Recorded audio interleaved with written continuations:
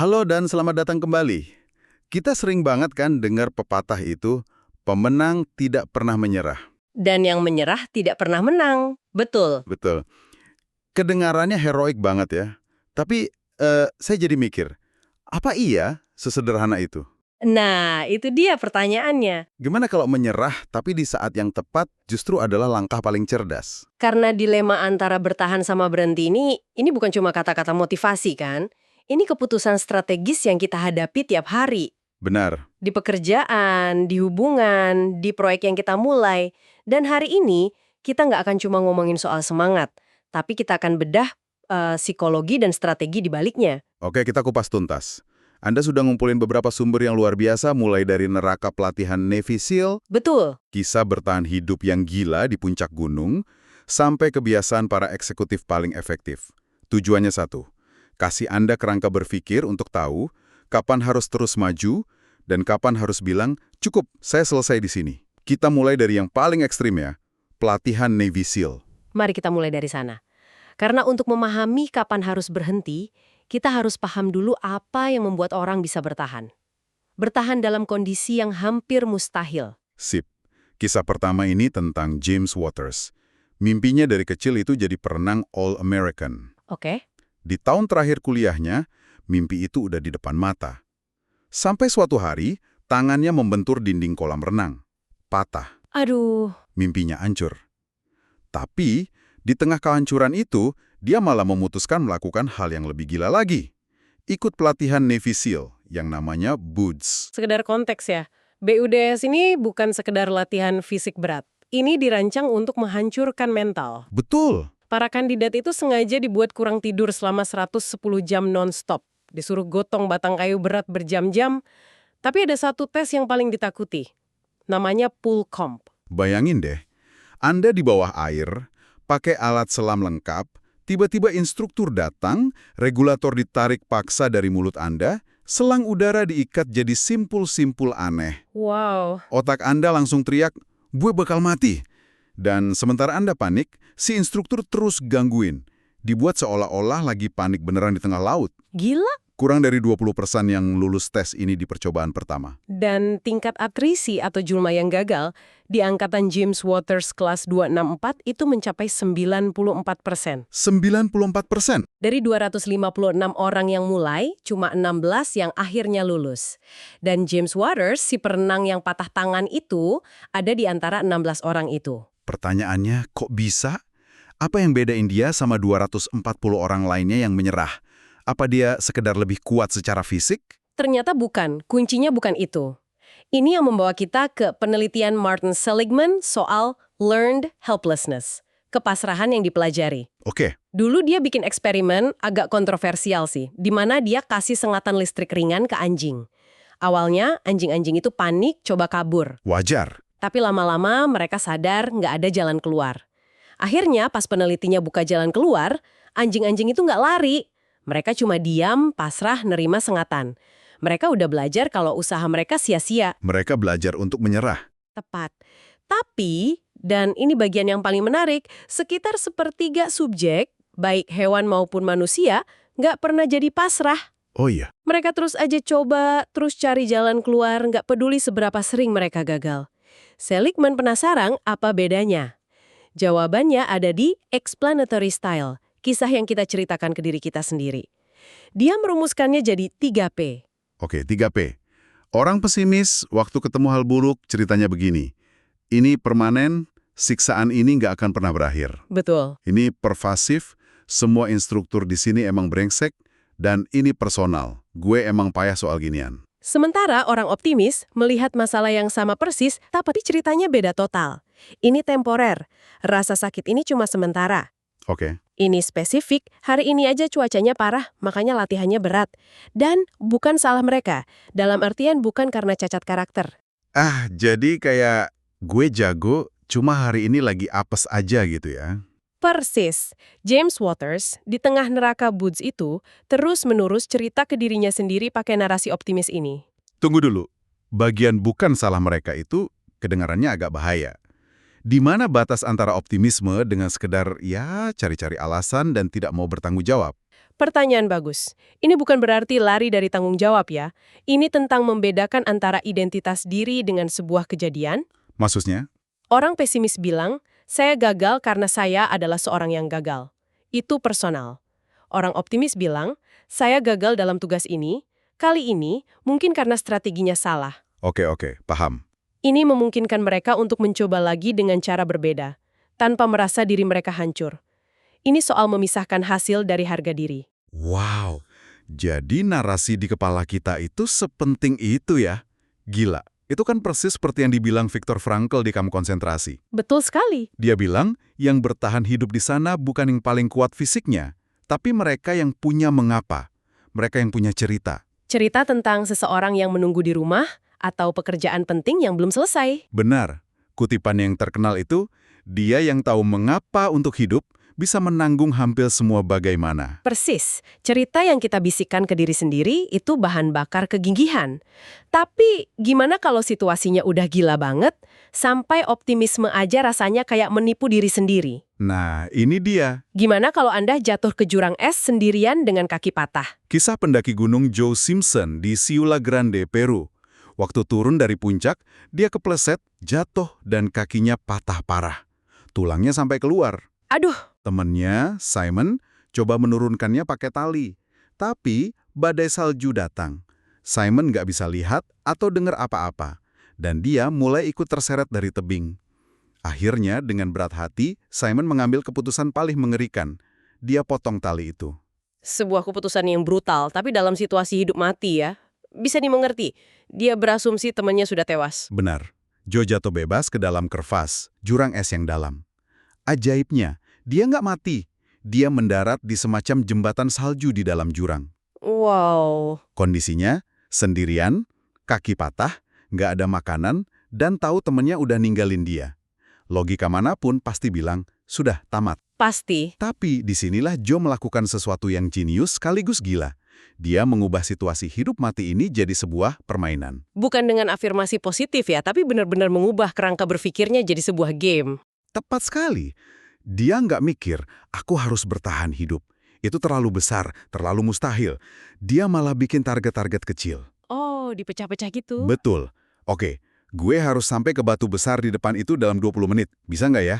Kalau berhasil, dia senang. Kalau gagal, dia kesal, tapi malah jadi makin terobsesi. Jadi penderitaannya jadi skor. Rintangan jadi level baru. Persis. Akhirnya, setelah merangkak hampir 10 km selama 3 hari, dia sampai di base camp. Beberapa jam sebelum Simon mau pergi. Dan yang gila dari apa yang dilakukan Joe Simpson adalah dia secara naluriah melakukan apa yang oleh psikolog disebut cognitive reappraisal. Oke, Tapi ini bukan sekedar berpikir positif, ini sebuah peretasan otak. Dia mengubah sinyal, rasa sakit dan putus asa di otaknya menjadi sinyal tantangan dan skor. jadi dia memanipulasi otaknya sendiri. Betul, dengan begitu dia mengaktifkan sistem dopamin, hormon hadiah di otaknya yang memberinya dorongan kimiawi untuk terus maju. Bahkan ketika tubuhnya sudah hancur, dia secara efektif membuat otaknya kecanduan untuk bertahan hidup.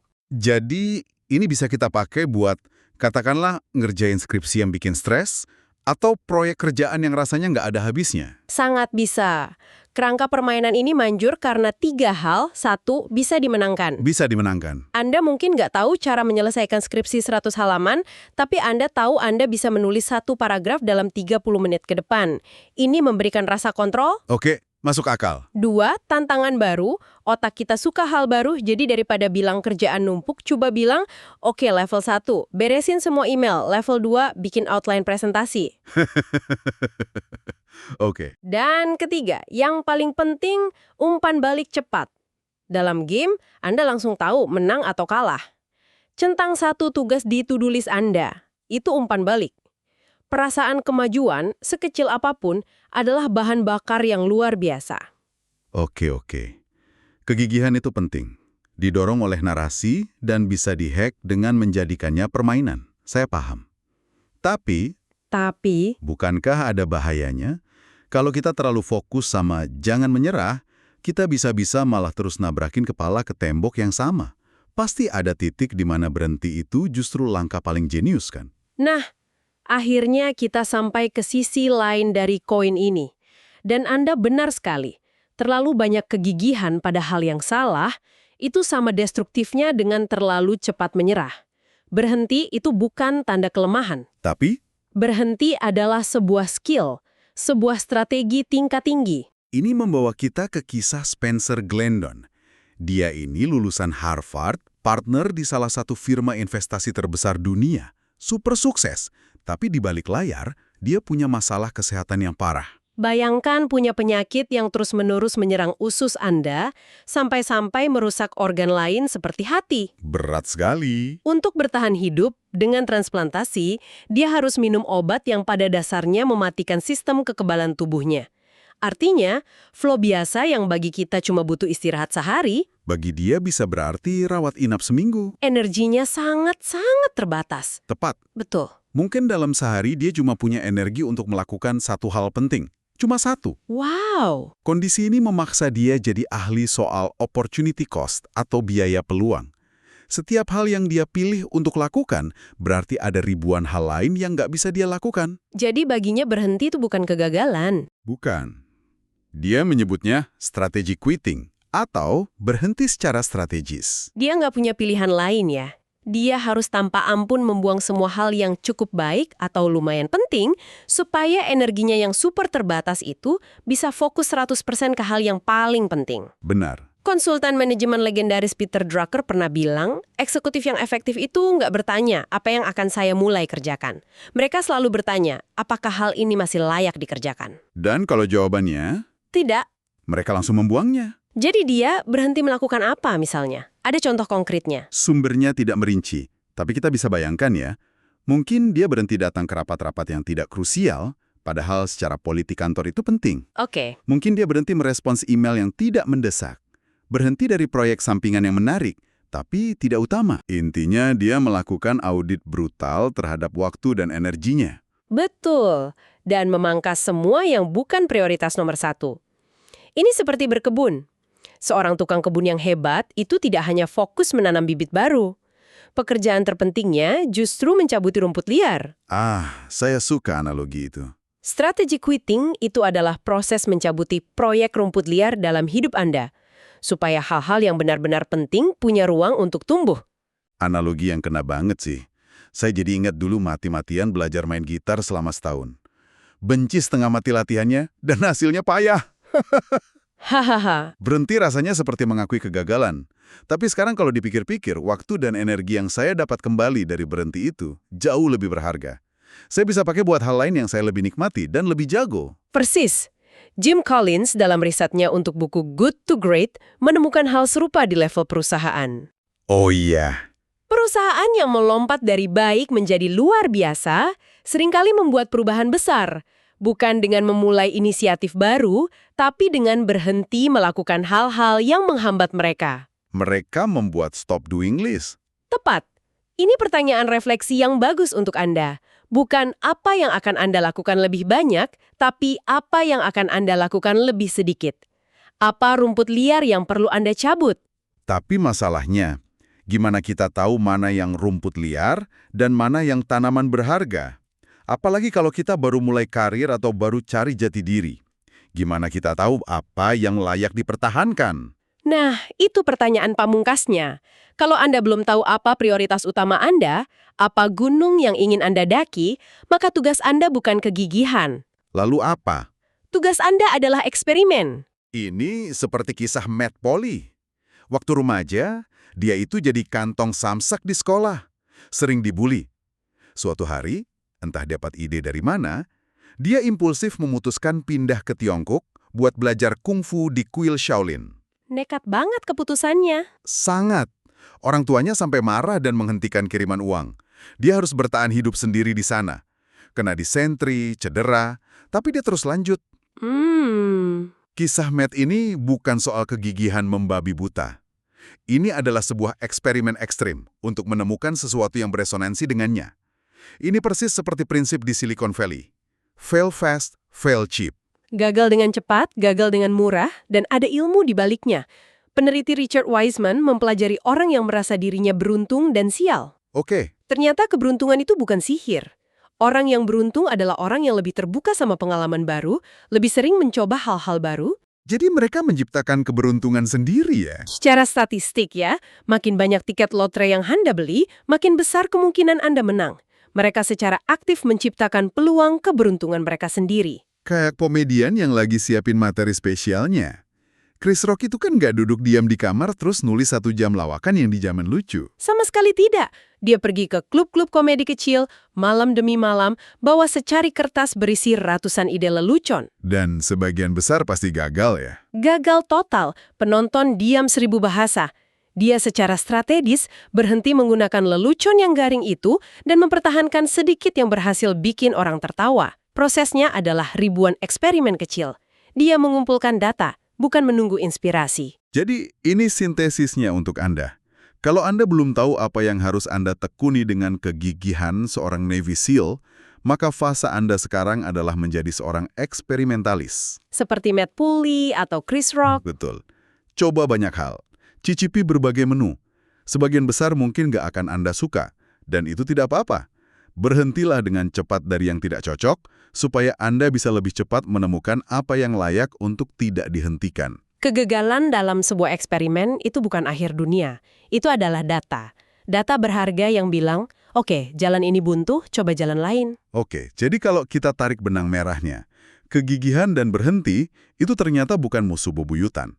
Keduanya adalah alat yang sama pentingnya di dalam kotak perkakas kita. Betul, kegigihan sejati itu bukan sekedar tahan banting, tapi didorong oleh narasi yang kuat di kepala kita. Cerita tentang optimisme, makna, atau tujuan. Dan bisa diretas dengan mengubahnya jadi permainan. Benar.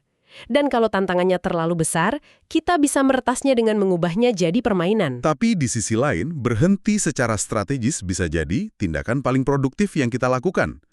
Itu bukan tanda menyerah, tapi tanda fokus. Itu adalah proses mencabut rumput liar supaya bunga yang kita inginkan bisa mekar. Dan jika Anda belum yakin bunga mana yang ingin Anda tanam, Maka tugas Anda adalah mencoba menanam banyak bibit berbeda. Bereksperimenlah, gagal dengan cepat.